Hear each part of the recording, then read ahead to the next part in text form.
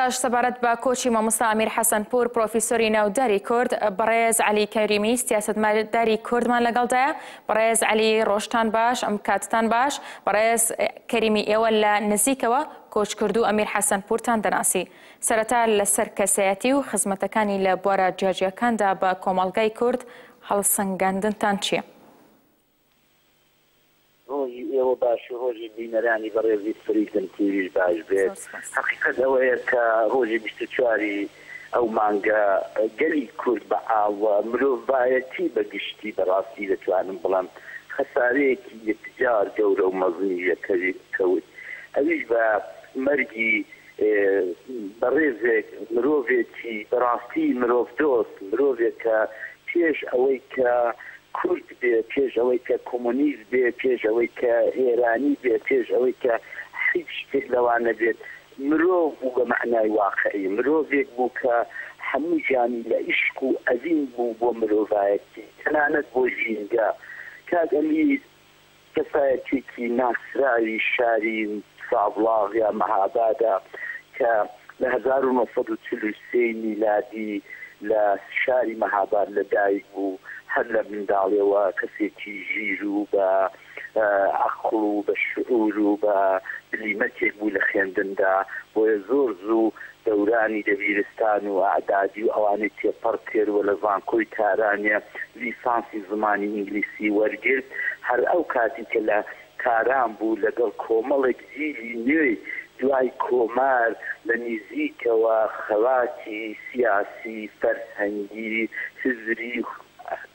دەکرد لە کارانە لەگەڵ دانیشتووەکان، بۆ ماوەیەک هاتەوە شاری سابڵاغ و دەرسی زمانی ئینگلیسی لە مەکتەبەکانی دەبیرستانی تا ڕەد مەهابادێ دەکوت. بەڵام بەهۆی وێوە کە ساواک و پۆلیس لێی تێگەیشتن کە ئەوە لە عەینی حاڵدا کە دەرسی ئینگلیسیەوە دەڵێ دەرسی کوردایەتیش فێری دانیش ئاموزان و مەحەسلین و تەلەبەکان دەکا، بۆیە زۆر زوو دووریان خستەوە و لە مەهاباد و لە دەبیرستانەکانی مەهاباد نانهێژ ئیدامە بەکاری تەدریسی خۆی بدا. کاک ئەمیر دواتر بۆ ئیدامەی تەحسیل کە خولیای زمانی کوردی و هەر خودی خولیای زمانەوانی هەر لە منداڵیەوە دەمێشکیدا بوو، ڕێی هەندەرانی گرتە بەروە لە ئەمریکا لە ویلایەتی شیکاگۆ خۆی گرتەوە و لە ماستەر و دکتۆراکەی بوو و لەو ماوەیەدا کە لە ئەوروپا بۆ هەموو کات و ساتێک لەگەڵ فدراسیۆنی خوێندکاران کە دواتر بە ئاکسا ناسرا فدراسیۆنی دانیشتجویانی خارج از کشور کە بەڕاستی زیێپەندەی ئەو ڕێکخراوە دانیشتجویی و مەحەسیلێ لە ئەوروپا لە ساڵانی حەفتاکاندا زۆر بەرچاو بوو و خەباتێکی زۆر بەربڵاویان دەکرد لە باری لۆبیگەری و لە باری خەباتی دانیشتجویی لە دەرەوەی وڵات بە دژی ڕژیمی حەمڕەزا شای پالەوی. کاک ئەمیر یەک لە ئەنسر و یەک لە دمو چاوە شاز و دیارەکانی خەباتی دانیشتجویی بوو، چ لە سەطحی ئەوروپایە چ لە سەطحی ئەمریکایە و بە عام لە سەطحی خارج از کشوەریان پێدەکوت. کاک ئەمیر کەسایەتێکی ناسراو بوو، لە عەینی حاڵیشدا کاک ئەمیر لە خوێندندا دوانەکەوت و لەسەر ستانداردی زمانی کوردی و شێوەی نووسینی کوردی مرتب لە گفتوگۆ و نامەگۆڕینەوەدا بوو لەگەڵ کۆری زانیاری لە بەغدا، لەگەڵ ئەو مامۆستایانەی وەکو زەبیحی، مەسعود محەممەد و هەمووی ئەوانەی کە لە بەغدا لە کۆری زانیاری بوون نامەی دەگۆڕێەوە لە کتێبێک کە لەسەر ژیان و بەسەرهاتی زەبیحی کاتی خۆی لە ساڵەکانی 90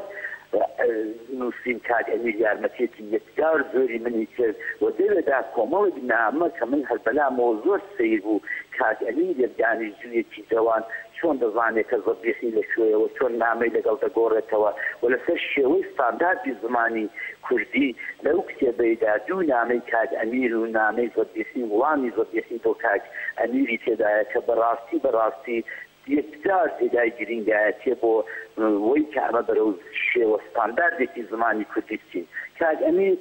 کێشەی کوردی هەرگیز ئاوەرگی سەرامۆژ نەکرد. دواتر لە ساڵی 1979 کە حەمڕەزا شای ئێران بە دوای شۆڕشێکی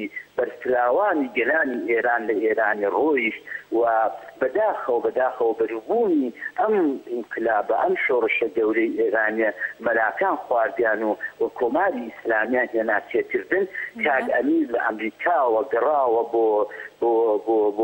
بۆ سابڵاغ و بۆ کوردستان و بۆ سنە و بۆ شارەکانی دیکەی ئێران و وەکو شۆڕژگێرێک وەکو ئینقلابێک ئەوجار دەرکەوت لەم ساڵەی کە خەبات لە کوردستانی ئێراندا لەو پەڕی ئازادی و شکۆفاییدا بوو و گەلان هەمووی خۆشحاڵ بوون شانەما بوو ئێستا کۆماری ئیسلامی بە تەواوی تەسبیت نەبوو ئێمە بۆ ماوەی 12 مانگێت ئازادیی زۆر خۆش و شنەبای ئازادی گەلانی ئێران و بە تایبەت شارەکانی وەشەڵاتی کوردستان کە هەڵیان دەمشت کاک ئەمیرمان لەگەڵ بوو کاک ئەمیر بە درێژایی ئەم چەند مانگە ئەم لە ساڵە کە خەباتی شۆڕژگێری و ئەوجا وردە حیزبە سیاسیەکان هاتنە تێکردن و ئەوجار فەرمانی جیهادی ئاغای بنی سەدر و ئاغای خۆمەینی ڕووی لە کوردستان دەکرد کاک ئەمیر وەکو پێشمەرگەیەکی سادە متەواضع لەگەڵمان بوو و وەکو شۆڕژگێرێ لە جۆغرافیا و لەسەر ساحەی سیاسی ڕۆژهەڵاتی کوردستان دەرکەوت و خەڵکێکی زۆر ئەوان لە نزیکەوە ناسین بەدەستەوە هاوڕێیەکی نزیکی کە لە کۆنەوە هەر ڕەفیقی بوو کاک سلاحی شەمسی بورهان کە لە ئیتحادی کۆمونیستا بوون و پێکەوە دەرەخراوێک دادە و ڕەخراوەیدا بوون و هەرچیان ئەندامی دەستەری سیاسی و حیزبی بوون بەداخەوە کاک سلاح لە ناوشاری مەهاباد ترۆر کرا و کاک ئەمیر لەوەیدا زۆر غەمی خوارد و لەوەیدا زۆر لەسەری کەوت کاک سەلاح دۆستێکی نزیکی بوو کاک ئەمیر بەوەی زۆر تێکچوو کاک ئەمیر دواتر گەڕاوە بۆ ئەمریکا و لێ چۆوە بۆ کانەدا و ئیدامە بە دکتۆراکەیدا لەسەر ستانداردی زمانی کوردی و لەو ماوەیەدا کاک ئەمیر بە درێژایی ئەم 30 ساڵەیدا کە لە ساڵی 86ەوە گەڕاوە لە کانەدا دانسەرشاری کانەدا لە چەند زانکۆی گەورەی کانەدا مامۆستای زانکۆ بۆ کاک ئەمیر بە درێژایی ئەم ساڵانە مرۆڤێکی حتا بڵێ مدافع بەرگریکاری یەکەمی مافی ژنان مافی مرۆڤ و بەڕاستی ئینسانێکی متەواضع ئینسانێک بوو کە لەگەڵ مناڵێکی زۆر بچووک مناڵ بوو لەگەڵ پیرێک پیر بوو لەگەڵ ژنێک ینی بەڕاستی دەڵم کاک ئەمیر لە ئەو پڕی تەواضعدا من زۆر باشە بەڕێز مرۆڤی ئاوا متەواضع ئەم نەدیوە بەڵێ بەڕێز عەلی هەرچەندە باس لە کەسایەتی و خزمەتەکانی بکەین هێشتا کەمە دەمەوێت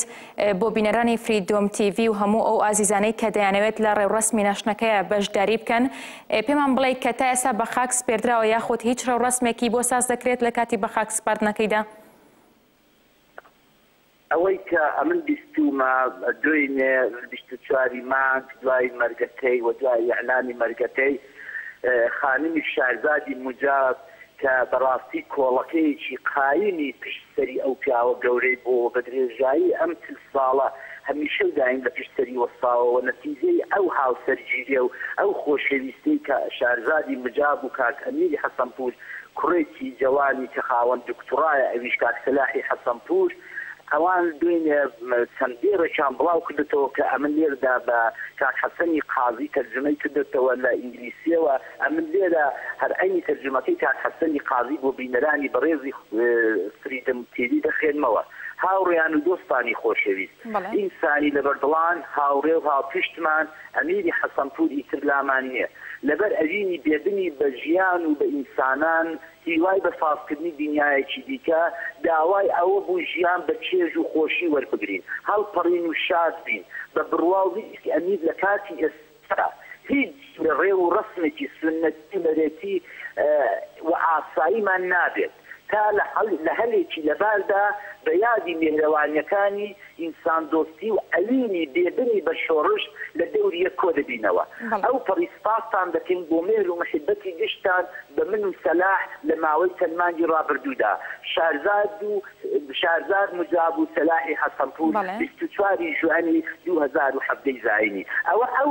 ڕوونکردنەوەیە کە ئەمە دوێنێتانە 24 مان بەدەستم گەیژ ئاخری ئێوارەکەی و ئەوان دیارە بە سەرویست و وەختێکی کاک ئەمیری نانەوێ هیچ شێوە سنتێک و هیچ ئەدابنەریتێکی سنەتی بەڕێوە بەرەنجاریە چونکە بەڕاستی کاک ئەمیر زۆر لەوانە گەورەتر کە فەقەت بەتەشی جەنازەیە ئێمە دەستی لێ هەڵبگرین کاک ئەمیر دەبێت بەس ئەنوا و ئەقسام سیمینارات کۆنفرانسای لەسەر بگیرێت لە ئەنواعی بۆنەدا کۆر و کۆبوونەواندا یادی بکرێتەوە یادی بەرزی بگرێتەوە لەلایەن مرۆڤ دۆستەکان لەلایەن ژینگە پارێزەکان لەلایەن فێمینیستەکان و لەلایەن مارکسیستەکان و لەلایەن کوردەکانەوە دەبێت کاک ئەمیر قدری خۆی بدرێتێ بۆیە ئەمن لێرەوە بە هەموو بینەرانی بەڕێزی فریدم تیوی دەڵێم کە جارێ